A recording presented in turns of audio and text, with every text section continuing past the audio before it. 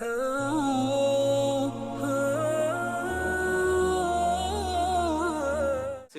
kita ulas sikit isu semasa yang adalah diajukan soalan itu berkenaan dengan ada orang bertanya berkenaan dengan memakai rambut palsu bagi menggantikan tubuh atau tudung, menggantikan tudung ataupun penutup kepala. Jadi dalam berita tu banyaklah kan ada seorang artis, tapi benda ni pun dah banyak kali berlaku sebenarnya di negara-negara di Indon dan sebagainya, banyaklah berlaku, iaitu nak menggantikan apa dia, ialah dia beranggapan bahawa bila dia memakai rambut palsu tu, dia tutuplah kepala dia tu kan, macam seolah-olahnya kain tudung tu dia tutup kepala dia tu, maka dia nak nampak dalam lakonan dia tu, jadi dia pun jadikan apa, rambut palsu tu dia pakai untuk menutup kepala dia. Kalau dulu masa di Turki, masa zaman Kemal Atatürk tu, Kemal Atatürk ni kita tahulah sejarah dia macam mana, sekularnya, liberalnya, menyebabkan orang wanita-wanita Muslim itu tidak boleh memakai tudung. Maka mereka buat apa? Mereka memakai rambut palsu. Itu yang berlaku tu disebabkan keadaan terdesak lah.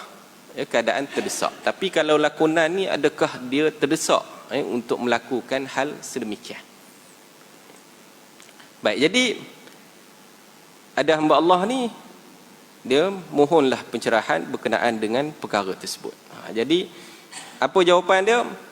Jadi kita maklum bahawa perempuan yang sudah baligh wajib menutup auratnya, iaitu seluruh anggotanya kecuali muka dan tapak tangan.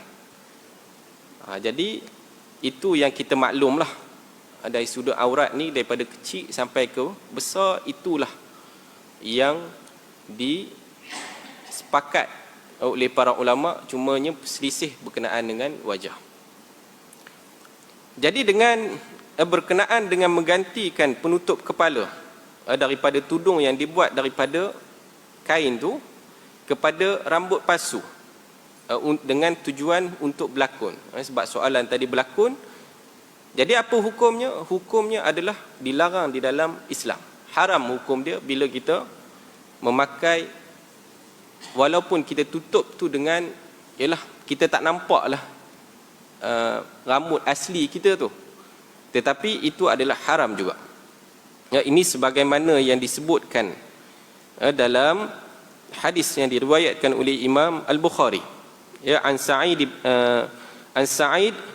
Al-Musayyab qala qadima Muawiyah ibnu Abi Sufyan Al-Madinah akhir qadimaha fa khatabana fa akhraja kubbah min sya'rin faqala ma kuntu ura anna ahadan yaf'alu hadha ghayra al-yahud wa inna an-nabiy sallallahu alaihi wasallam sammahu az-zur, yakni al-wisal fi sya'ri. Daripada Sa'id bin Al-Musayyab, dia berkata Muawiyah bin Abu Sufyan bila mengunjung ke Madinah pada kunjungannya yang terakhir, lalu dia memberikan khutbah sambil memegang jambul rambutnya. Kemudian dia berkata, aku belum pernah melihat seorang pun yang melakukan hal seperti ini kecuali orang Yahudi. Dan sesungguhnya Nabi menamakannya sebagai az-zur, kepalsuan, iaitu dia nak bagi isyarat bahawa memakai rambut palsu. Pada waktu tu dia sambung rambut dia, nak bagi tebal, nak bagi tebal kan, rambut tu nak bagi tebal, dia sambung rambut. Dan ada juga yang buat segumpul rambut tu, fashion pada waktu tu, letak dekat atas kepala dia. Dan itu adalah daripada siapa dia? Daripada amalan orang Yahudi. Daripada amalan orang Yahudi. Dan sesungguhnya Nabi menamakannya sebagai az-zur, bukanlah rambut dia, tetapi dia bukanlah tumbuh daripada badan dia, menyebabkan itu adalah perkara yang menipu, perkara yang menipu, iaitu menyambung rambut dengan rambut palsu. Jadi ini dalam hadis tersebut pun sama juga, ya, ada hadis yang lain juga, ya, ada hadis yang lain demikian juga.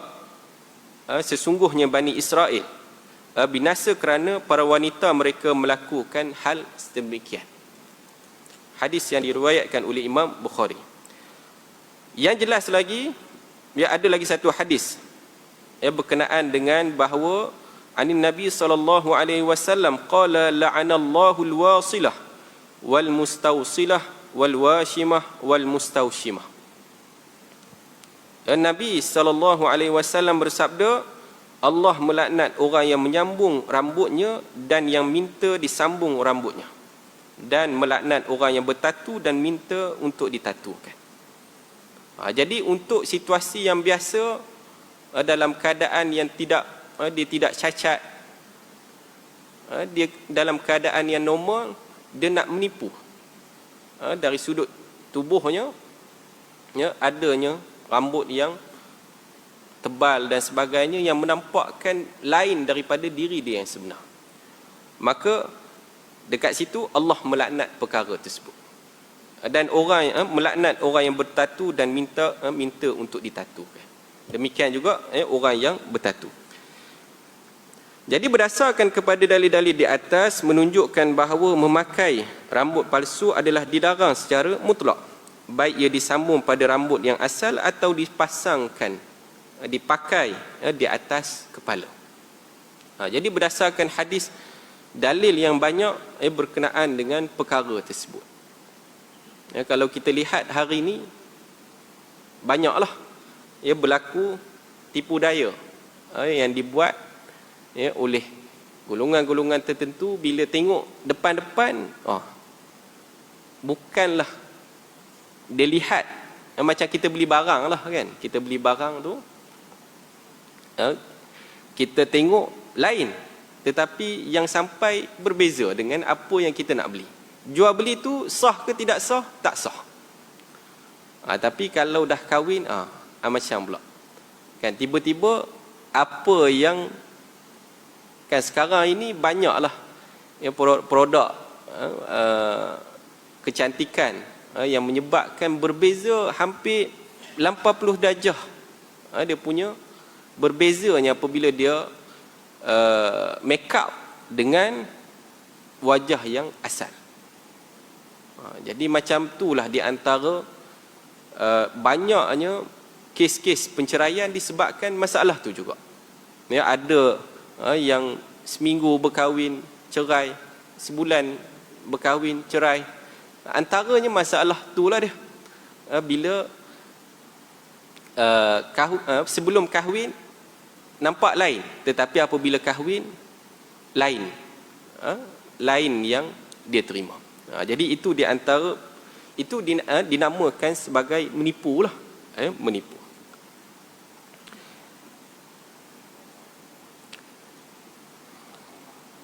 Adapun memakai rambut palsu yang bukan dibuat daripada rambut yang asli, di mana ia dibuat daripada bahan-bahan yang lain, namun ia kelihatan seperti rambut yang asli, maka perbuatan tersebut dilarang di dalam Islam kerana dikiaskan dengan memakai rambut palsu yang dibuat daripada rambut yang asal tu.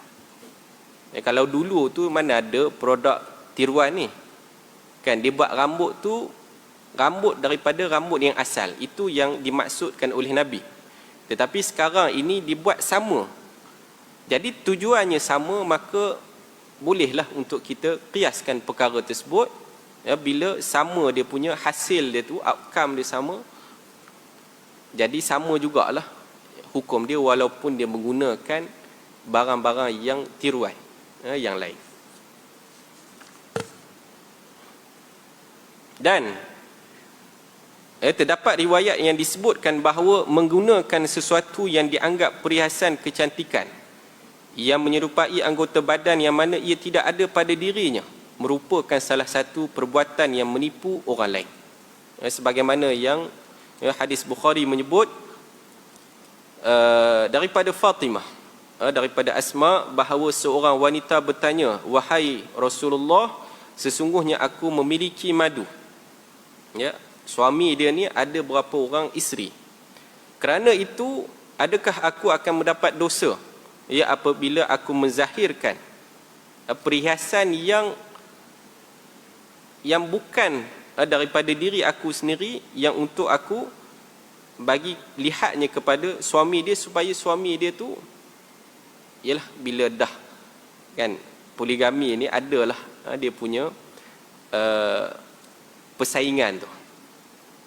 Jadi Nabi SAW bersabda, seorang yang menampakkan kepuasan dengan sesuatu yang tidak diberikan kepadanya adalah seperti halnya seorang yang memakai pakaian kepalsuan.